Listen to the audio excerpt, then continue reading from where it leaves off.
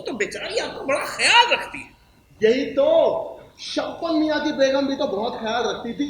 یعنی کہ اللہ قسم شبن میاں بھی ہمیشہ یہی کہتے تھے کہ پیارے میاں اب خواہ مخواہ ان سے خائف رہتے ہیں.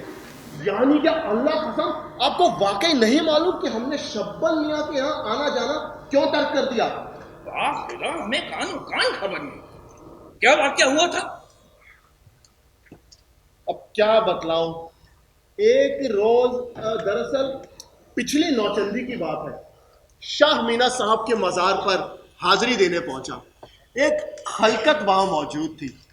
ایک طرف کے کونے میں ایک بیوی جھولی پھیلائے دعا مانگ رہی تھی. ادھر سے گزر ہوا تو کانوں میں آواز پڑی.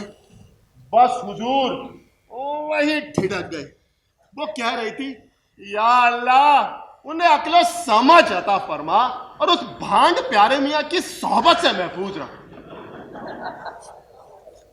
یعنی کہ اللہ قسم اپنی شان میں یہ کلمات سن کر سخت تعجب ہوا.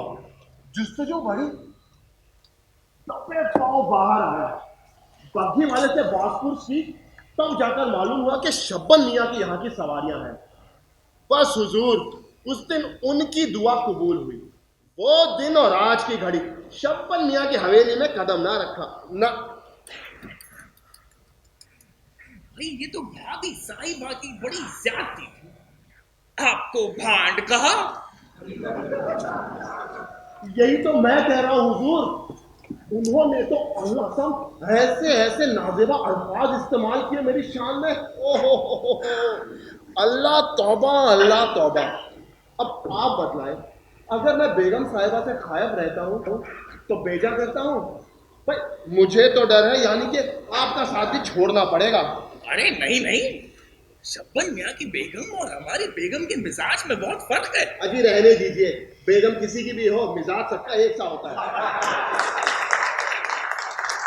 وہ بھی ہے لیکن آپ قطعی فکر نہ کریں. آئیے ادھر متوجہ ہوئیے. کم از کم اسے تو مکمل کر ہی لیا جائے میاں. نہیں حضور. دراصل اس وقت اس واقعہ کو یاد کر کے طبیعت ذرا مقدر ہو گئی. اب اس میں دل نہیں لگے گا. ویسے بھی جب انسان کی عزت پر بن آئے تو اس کو موقع نہیں دینا چاہیے. پہلے ہی سے پیش بندی کر لینی چاہیے.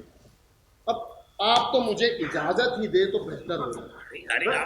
لیجیے وہ جی کا جنجال پھر چلا آ رہا ہے. ضرور آج ہماری شامت ہمیں یہاں لے کر آئی ہے.